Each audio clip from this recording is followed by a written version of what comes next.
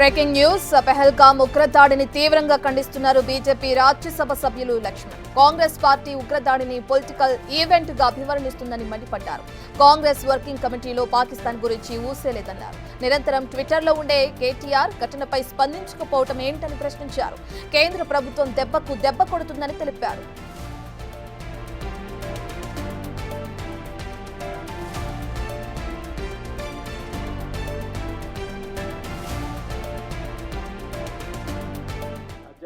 ఇవాళ కాంగ్రెస్ పార్టీ కాదు, విచిత్రం అంటే మన రాష్ట్రంలో ప్రధాన ప్రతిపక్షంగా ఉండేది బీఆర్ఎస్ పార్టీ, మజ్లిస్కు వంత వాడినటువంటి పార్టీ.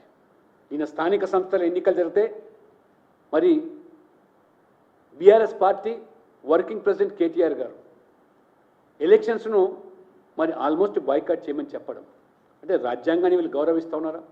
డాక్టర్ బాబాసాహెబ్ అంబేద్కర్ పట్ల ఉన్నటువంటి మరి ఆ యొక్క రాజ్యాంగం విలువలు తెలిసి మాట్లాడారా? ఇష్టం లేకపోతే ఎవరికైనా అభ్యర్థికి ఓటు వేయచ్చు, కానీ ఓటింగ్లోనే పాల్గొనడం అంటే ఇది పూర్తిగా రాజ్యాంగాన్ని అపహాస్యం చేయడమే.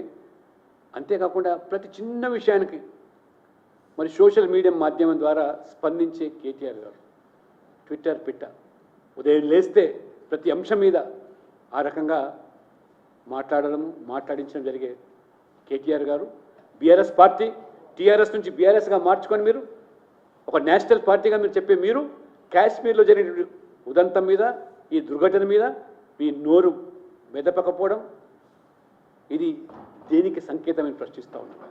అంటే ఇవాళ మజ్లిస్ మెప్పు కోసం ఇవాళ కాశ్మీర్ దుర్ఘటన పట్ల కూడా మీరు వ్యాఖ్యానం చేయకపోవడం, పాకిస్తాన్ ప్రేరిత ఉగ్రవాదం గురించి మాట్లాడకపోవడం అంటే తెలంగాణ ప్రజలు ఖచ్చితంగా గమనిస్తున్నారు.